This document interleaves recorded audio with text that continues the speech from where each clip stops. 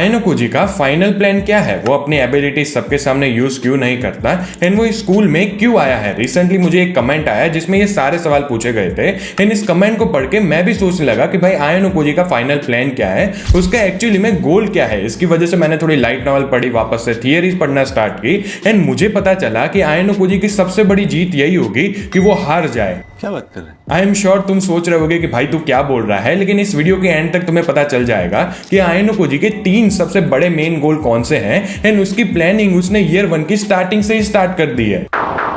Classroom of the elite की सबसे बड़ी मिसअंडरस्टैंडिंग यही है कि लोगों को लगता है कि आयनोकोजी को खुद को स्ट्रॉन्गेस्ट प्रूव करना है, लेकिन एक्चुअली में केस इसका बिल्कुल अपोजिट है।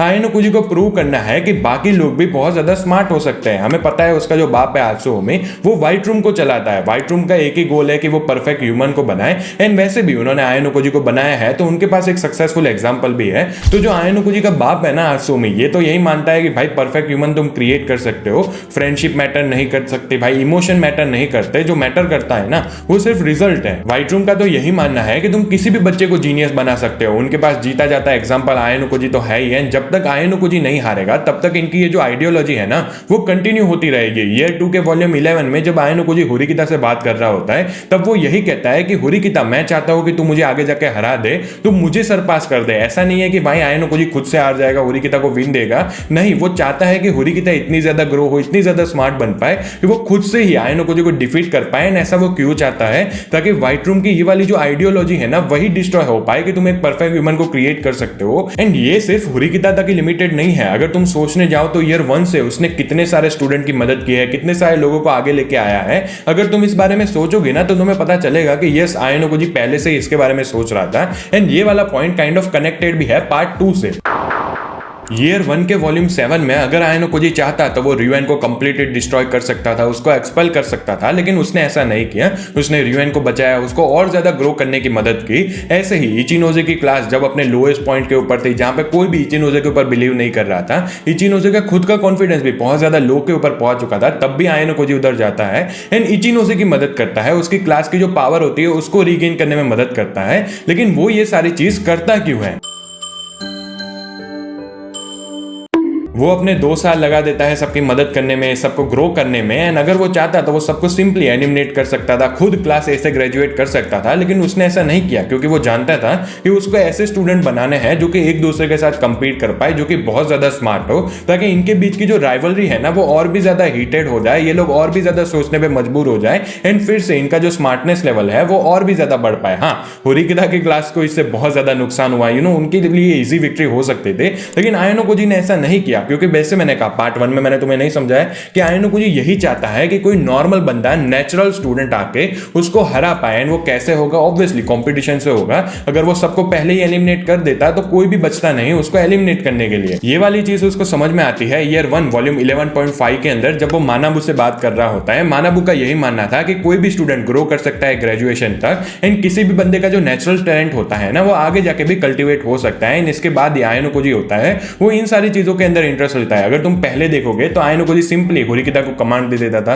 क्लास को कहता था कि भाई तुम्हें ये करना चाहिए, लेकिन उसके बाद वो खुद हुरिकिता को डिसीजन लेने के लिए मजबूर करता है। हुरिकिता को कहता है कि तुझे क्या लगता है, अपना ओपिनियन दे, तेरी क्या स्ट्रेटेजी रहेगी इस वाली एग्जाम के अंदर। एंड वो उसको पहले ही क्लियर कर देता है कि भाई हर बार मैं तेरी मदद नहीं करूंगा, हर बार मैं क्लास को बचाने के लिए नहीं आऊंगा। ईयर 2 के एंडिंग में वो क्लास को स्विच भी कर लेता है, इन साकायानागी की क्लास में चला जाता है। हम जानते हैं साकायानागी जब एक्सपेल हो गई थी तो उसकी क्लास बहुत ज्यादा गंदी कंडीशन में थी। इचिनोजे की क्लास थी वो भी बहुत ज्यादा गंदी कंडीशन में थी एंड आयनोकोजी रियूएन को तो हरा ही सकता था। अगर वो चाहता तो फिर से यहाँ पे क्लास ए से ग्रेजुएट कर सकती थी उसकी क्लास, लेकिन फिर से उसने ऐसा नहीं किया। उसने खुद ही क्लास को चेंज कर लिया ताकि हुरिकिता के सामने एक नया ऑब्स्टेकल आ जाए। अब उसको आयनोकोजी को भी हराना है, इचिनोजे को भी हराना है, रियूएन को हराना है, तो हुरिकिता और भी ज्यादा सोचने पे मजबूर हो जाएगी। उसके जो क्लासमेट्स हैं, भाई तुम लोग जितना भी हेट कर लो ईके वगैरह को, वो भी और ज्यादा ग्रो करेंगे इसी चीज से। एंड जैसे हम जानते हैं सूडो हो गया, हिराता हो गया, कुशिदा हो गई, इन लोगों का जो टैलेंट है ना वो एक्चुअली में ब्लॉसम भी किया है इसी वाली चीज से। एंड ये वाली चीज कनेक्टेड भी है पार्ट 1 से, क्योंकि आयनोकोजी चाहता है कि कोई नेचुरल टैलेंट आए जो कि उसको हरा पाए। एंड क्या वो नेचुरल टैलेंट कोएंजी होगा?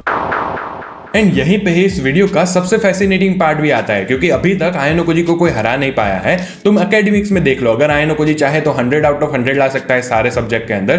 फिजिकली देख लो, अगर आयन ओकोजी चाहे तो कोई भी रेस को जीत सकता है, ग्रिपिंग स्ट्रेंथ के अंदर वो टॉप कर सकता है, उसमें तो कोई सवाल भी नहीं है। आयन ओकोजी को कोई मेंटली भी नहीं हरा पाया है, मतलब ना उसको कोई व्हाइट रूम में हरा पाया है, ना इस हाई स्कूल के अंदर उसको कोई हरा पाया है। यहाँ ऐसे इंस्टेंस जरूर है जहां पे आयन ओकोजी कोई एग्जाम के अंदर फर्स्ट प्लेस नहीं लाया होगा, लेकिन वह ऐसा कभी भी नहीं हुआ है कि आयन ओकोजी ने अपना 100% दिया हो, फुली ट्राई किया हो एंड वो हारा हो। एंड इसकी वजह से ही आयन ओकोजी को हराना इतना ज्यादा मुश्किल है। लाइट नॉवेल के अंदर आयन ओकोजी के कई इंटरनल मोनोलॉग्स जहां पे वो खुद से बात कर रहा होता है, सजेस्ट करते हैं कि आयन ओकोजी खुद भी एक राइवल की तलाश में है। वो खुद से चाहता है कि कोई बंदा आए एंड उसको एक चीज के अंदर हरा पाए ताकि उसको भी मजा आए राइवलरी के अंदर, लेकिन अनफॉर्चुनेटली अभी तक कोई ऐसा बंदा पैदा ही नहीं हुआ है। यहाँ पे जो फैंडम है वो दो पार्ट के अंदर स्प्लिट हो जाता है। एक पार्ट ये मानता है कि ईयर 3 की जब फाइनल फाइट चल रही होगी तब आयन ओकोजी खुद से ही हार जाएगा ताकि व्हाइट रूम के आइडियोलॉजी को डिफीट कर पाए। एंड दूसरा पार्ट ये मानता है कि जब इनकी ईयर 3 की फाइनल फाइट चल रही होगी तब आयन ओकोजी का जो कंडीशनिंग हुई है ना दिमाग में कि तुझे कभी हारना नहीं है, तुझे ये चीज नहीं करनी है, वो एक्टिवेट हो जाएगी एंड एक्चुअली में आयन ओकोजी जीत जाएगा एंडिंग के अंदर। लेकिन मेरा मानना है कि इन दोनों के बीच में एक मिडिल ग्राउंड भी हो सकता है। आयन ओकोजी जरूर हारना चाहता है, लेकिन अगर वो सिर्फ नाटक करके उसको डिफीट कर देगा, ऐसे ही दिखा देगा कि हाँ भाई मैं हार गया हूं एंड व्हाइट रूम की आइडियोलॉजी चली जाएगी, तो उसने एक्चुअली में उसको डिफीट नहीं किया है। तो मुझे लगता है कि वो बस एक ऐसे टैलेंट की तलाश में है कि वो एक्चुअली में कोई उसको आके हरा पाए, जो व्हाइट रूम की आइडियोलॉजी है ना उसको डिफीट कर पाए।